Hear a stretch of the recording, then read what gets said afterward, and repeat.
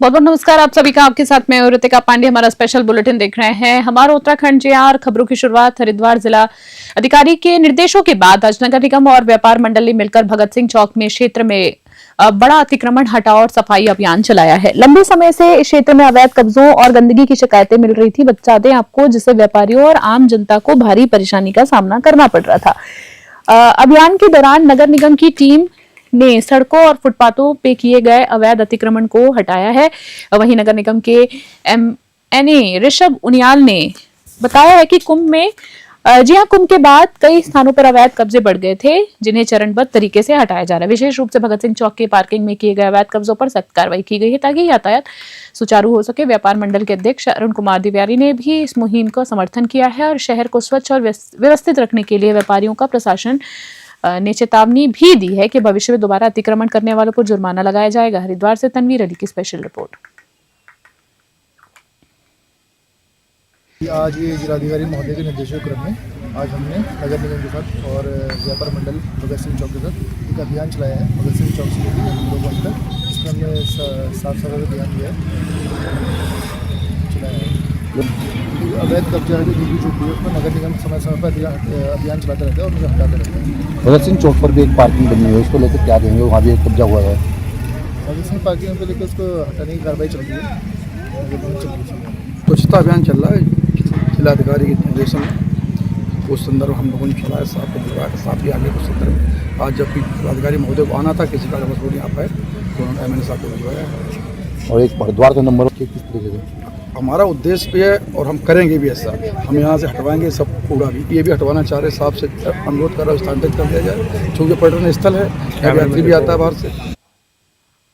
सितारगंज के शक्ति फार्म स्थित टैगोर नगर में श्री श्री अनुकूल ठाकुर जी का 138वां जन्मोत्सव बड़े ही धूमधाम और श्रद्धा के साथ मनाया गया। दुर्गा प्रांगण मंदिर में आयोजित मैत्री विवाह महोत्सव के दौरान सुबह से ही श्रद्धालुओं का तांता लगा रहा। कार्यक्रम की शुरुआत विशेष पूजा अर्चना और भजनों के साथ हुई, जिसमें पूरा वातावरण भक्तिमय माहौल में बन गया। इस उत्सव में क्षेत्र के कोने कोने से आए अनुयायियों ने बढ़ चढ़कर हिस्सा लिया है। महोत्सव के दौरान वक्ताओं ने श्री श्री अनुकूल ठाकुर जी की मानवता, प्रेम और निस्वार्थ के विचारों पर प्रकाश डाला। उत्सव कमेटी के पदाधिकारियों ने बताया है कि इस आयोजन का मुख्य उद्देश्य समाज में आपसी भाईचारा, सद्भावना और आध्यात्मिक चेतना को बढ़ावा देना है। प्रवचन और सांस्कृतिक कार्यक्रमों के माध्यम से लोगों को एकता का संदेश दिया गया है। इस भव्य आयोजन ने न केवल धार्मिक आस्था को मजबूत किया, बल्कि सामाजिक एकजुटता का भी मिसाल बनी है। सितारगंज से सपन मंडल की स्पेशल रिपोर्ट। ये जो उत्सव है हमारे देवघर के हमारे आचार्य देव, उनका निर्देश है कि इस उत्सव को अलग अलग स्थान पर ना करके कई जगह को मिला करके एकत्रित करके एक ही स्थान पर किया जाना चाहिए। उसी की अनुपालन में मैत्री विवाह जो उत्सव का नाम है, वो हमारे ठाकुरबाड़ी से ही एक सजेशन के रूप में आया है। तो मैत्री विवाह उत्सव के रूप में हम लोग देवभूमि टैगोर नगर में ये उत्सव का आयोजन कर रहे हैं, जिसमें पीलीभीत, बरेली और हल्द्वानी, देहरादून और शक्ति फार्म के सभी जगह के रुद्रपुर के लोग सभी लोग एकत्रित होकर के आज यहाँ पर उत्सव कर रहे हैं और लगभग 20,000 श्रद्धालु हमारे इस कैंपस में आने की संभावना है। और एक बहुत बड़ा मैसेज क्षेत्र को देना है कि सत्संग के अलावा कोई रास्ता नहीं है। ठाकुर जी के इस आंचलिक उत्सव के एक छोटा सा कर्मी आप लोग जो देख रहे हैं, आज शक्ति फार्म में इतना भव्य जो उत्सव का आयोजन किया जा रहा है, इसमें हमारे शक्ति फार्म के जो युवा गुरु भाई लोग हैं, सब लोगों ने मिलकर इस भव्य आयोजन की व्यवस्था की है, जिसमें हजारों की संख्या में करीब 10 से 15,000 लोग आज यहाँ उपस्थित हुए हैं। अलग अलग समितियां बना दी गई है, अलग अलग डिपार्टमेंट्स की सभी सदस्य, सभी कर्मीगण अपनी अपनी जो जिम्मेदारियां है वो सभी निभा रहे हैं। मेरे जो बाएं तरफ सैगल भौमिका जो हल्द्वानी से आए हैं, जितने भी यहाँ पर जो अर्घ्य कलेक्शन यहाँ लोग दे रहे हैं, दान दे रहे हैं, इनका अपना एंट्री कर रहे हैं। मेरे बगल वाला जो रूम है, वहाँ पर जो है सारे अर्घ्य कलेक्शन के हमारे कर्मी भाई बैठे हैं।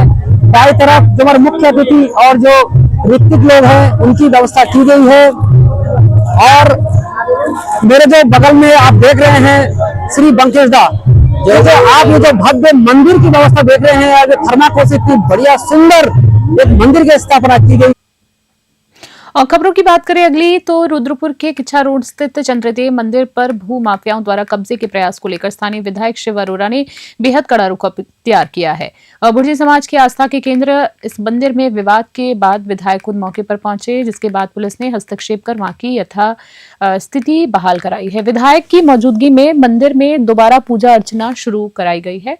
अपने कार्यालय में पत्रकारों से रूबरू होते हुए विधायक शिव अरोड़ा ने दो टूक शब्दों में कहा है कि किसी भी धार्मिक स्थल, चाहे वो मंदिर हो या गुरुद्वारा हो, उस पर भू माफियाओं का कब्जा बर्दाश्त नहीं किया जाएगा। उन्होंने भावनात्मक होते हुए कहा है कि हिंदू आस्था और धर्म की रक्षा के लिए वे जेल जाने के लिए भी तैयार हैं, पीछे नहीं हटेंगे। विधायक ने स्पष्ट किया है कि हालांकि न्यायालय का सम्मान करते हैं, वो कानूनी नोटिस का जवाब विधि तरीके से देंगे, लेकिन समाज की दशकों पुरानी आस्था से खिलवाड़ बिल्कुल बर्दाश्त नहीं होगी। रुद्रपुर से संवाददाता जी हाँ सुख बसु की खास खबर देख रहे हैं आप। रुद्रपुर के अंदर भुर्जी समाज के आराध्य चंद्रदेव महाराज का मंदिर, इसे पिछले 35-40 सालों में भुर्जी समाज ने एक एक ईंट जोड़ के खून पसीने की कमाई से वहां खड़ा किया। साथ ही साथ अनेक जनप्रतिनिधियों ने भुर्जी समाज के निवेदन पर वहां निर्माण कार्य किए। 2006 में नगर पालिका के द्वारा प्रस्ताव पारित किया कि भुर्जी समाज को वो चंद्रदेव महाराज की जमीन आवंटित कर दिया।